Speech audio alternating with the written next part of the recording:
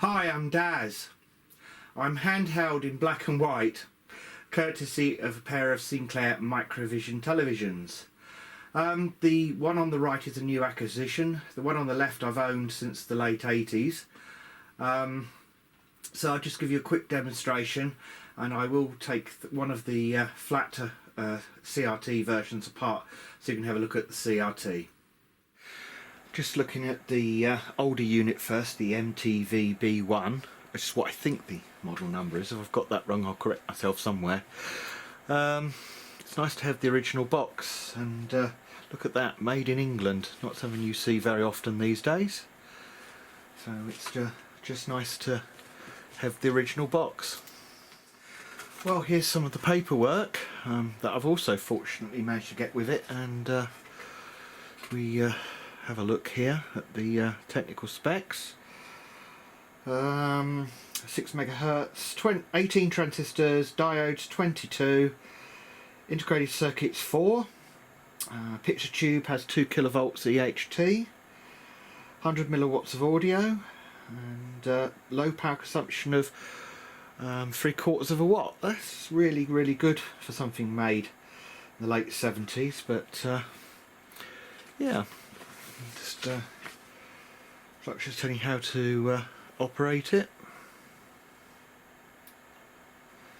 And again, it looks like you could get accessories for it, including external aerial adapter, 12-volt lead, and a mains adapter with it. So yeah, it's nice to have something in the original box and with the instructions. So just makes it a little bit more collectible, this set. Okay, so first of all, the older Microvision. Mine's dated December 1978. It's got a conventional CRT, 2-inch CRT. Not much in controls. There's a volume on off and a tuning control. In the UK, we only had UHF television from the mid-80s when 405 line was shut down. So it's just a UHF tuner. There's a couple of adjustments there for line hold and frame hold. There's sockets for DC in and phones. This model has got an external aerial jack on it, which is kind of cool. So that's what I was using earlier on in the video. This stand looks a little bit flimsy, plastic. I don't want to bend it too much. This one uses AA batteries. You can see the battery holder there. It says 4 AA, so it runs on 6 volts. So really nice thing. I'm very pleased to have picked this one up just to go with my other Microvision. But okay, so this is the FTV1, the later model which came out in 1983 with the flat CRT. Very much ahead of its time, I guess. Very simple controls again, just on-off volume and tune. There is no other controls on this. Unfortunately, mine has had an accident, and as you can see, the speaker grill is rather melted, unfortunately. It's the telescopic aerial on top. There's the stand, which is a bit less flimsy than the other unit.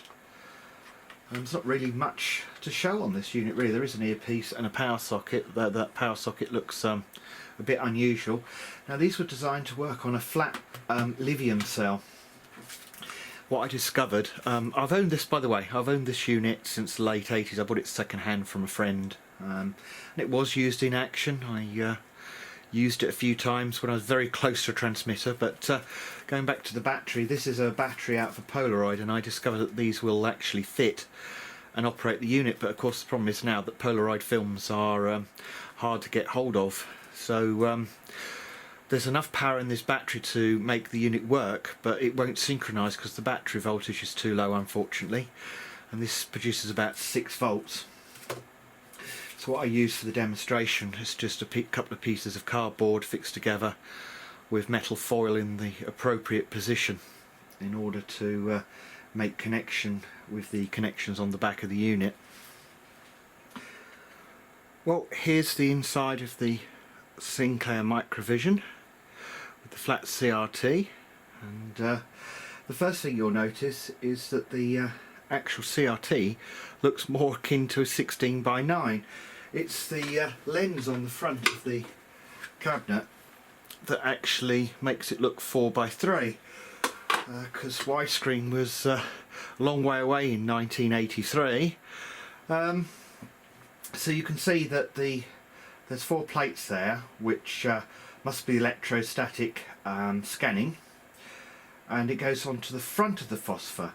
It's interesting because I actually wonder quite how that works phosphor wise, because I know that there was a layer on the back of CRTs, ones made from the 60s onwards, which blocked the ions, so I don't know quite how that works and whether that actually affects the fluorescent coating.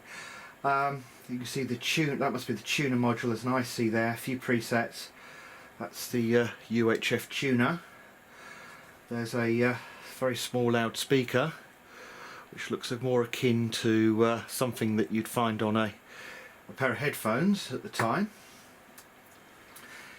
There's a pair of inductors here, and there's a lot of diodes and capacitors and high impedance presets here, so I suspect actually that's part of the high voltage power supply for this unit. And if you look at the rear of the CRT, that's very, very interesting. You can see all the plates in the CRT. A slightly closer shot of the plates in the CRT. Just turn it so you can see it in the light.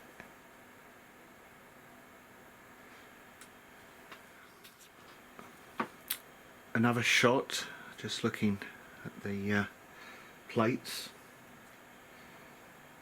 near where the electron beam goes towards the screen.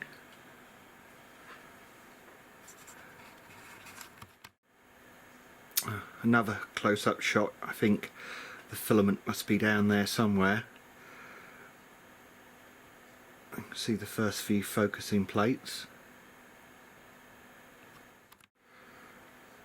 Another shot looking down at the phosphor screen and the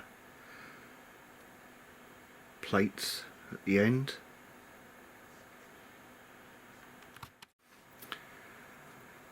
Overall, I think it's a wonderful bit of technology for its age.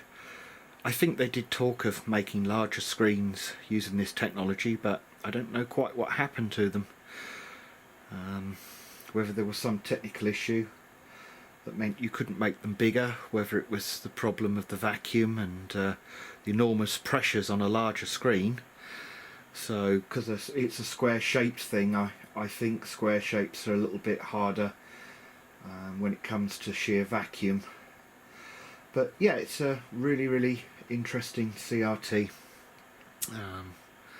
So yeah, interesting look at some technologies from the 80s. I guess it wasn't long after 1983 that LCD started to be developed, so I guess that was the death knell to these miniature CRTs. Just having a look at the geometry of the 2 Microvision televisions. That's the conventional CRT, and it's pretty linear, but if we look at the flat screen version, it's a little bit non-linear, to say the least, and that's something I've noticed since I owned it, so I don't think it's a component deterioration, but there's certainly the picture is not that linear. I hope you enjoyed watching this short video about the Sinclair Microvisions. They're certainly an interesting little pair of televisions, I must say. Anyway, thanks for watching, and hopefully I'll see you soon.